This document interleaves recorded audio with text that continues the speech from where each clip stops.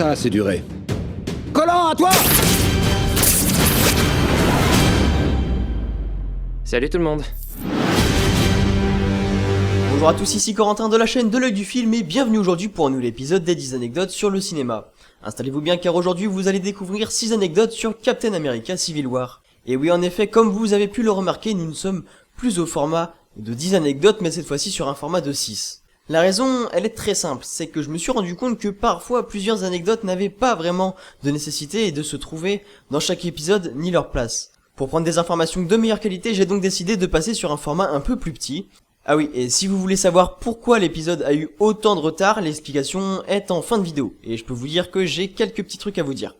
Allez sur ce, bonne vidéo.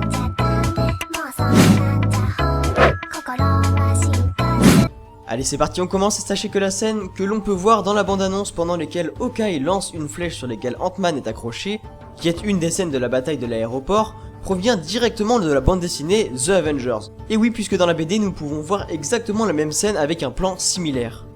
Et en deuxième temps, sachez que Hulk devait apparaître dans le film. Oui, je vous l'accorde, ça aurait été un gros bordel, mais d'un côté, les problèmes auraient été rapidement résolus. Mais si Hulk n'a pas été présent lors de ce Captain America, c'est parce que sa présence a été déplacée dans le prochain Thor, qui prendra l'affiche en 2017. Donc un peu de patience.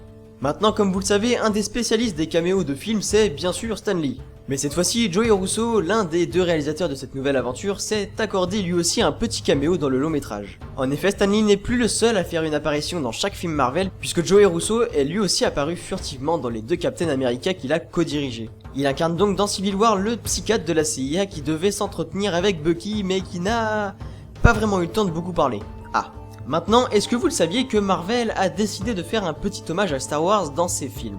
Et oui, en effet, il a été initié durant la phase 2 du MCU, qu'un personnage perdrait un bras ou une main à chaque film. C'est donc le cas de Groot dans Les Gardiens de la Galaxie lorsqu'il se fait détruire son bras, de Thor dans le deuxième film lors d'une illusion de Loki, de Guy Pearce dans Iron Man 3, de celui d'Andy Serkis dans Avengers l'Ère d'Ultron et du Yellow Jacket dans Ant-Man. La tradition a finalement continué dans la phase 3 puisque c'est cette fois-ci Bucky qui fait les frais de cette amputation, et oui, le soldat de l'hiver perd en effet son bras cybernétique lors de son dernier affrontement contre Iron Man en Sibérie. Et oui, qui sera le prochain sur la liste? La réponse dans un prochain Marvel.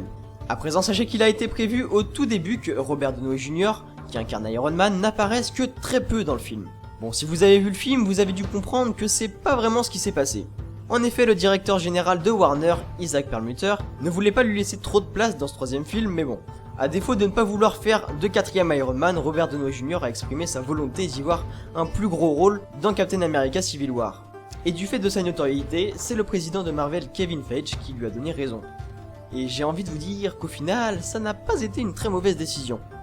C'est bien Robert. Et bien pour terminer, je vous propose de parler d'avant-première puisque celles-ci ont été pour le moins assez spectaculaires. Parlons tout d'abord de l'avant-première réalisée par la team Captain America réalisée à Singapour qui accueillait l'avant-première de Captain America Civil War.